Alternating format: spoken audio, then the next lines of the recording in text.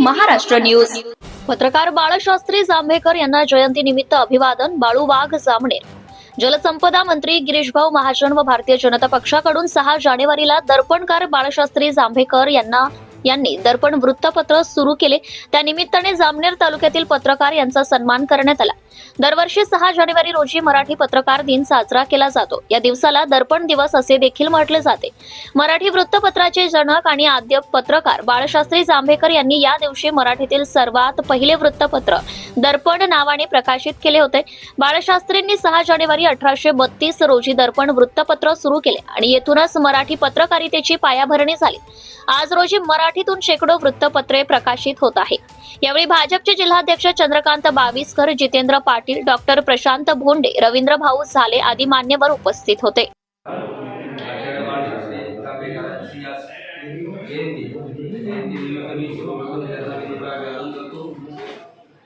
सर्वांना पत्रकार बांधवांना या पत्रकार दिनाच्या खूप शुभेच्छा देतो।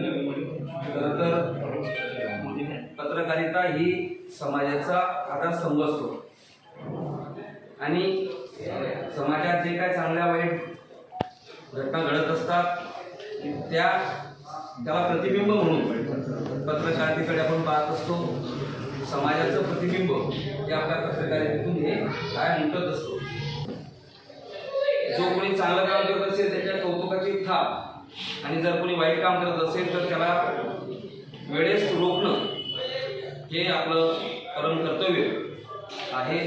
बाळशास्त्री जांभेकरांनी तो आदर्श आपल्याला घालून दिला आणि अनेक चांगले पत्रकार, आपण सगळे चांगले आहातच, परंतु अनेक जुने पत्रकार हे त्यांनी त्यांच्या जीवनात कधीच त्यांच्या तत्वांची तडजोड केली नाही।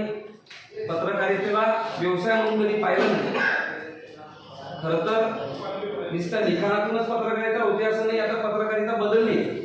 आपण पाहत असाल की आज सोशल मीडियाचं युग आलंय आणि सोशल मीडियावर देखील आपण व्हिडिओ करून आपलं मत मांडणं याला देखील आपण आता पत्रकारिता म्हणू शकतो।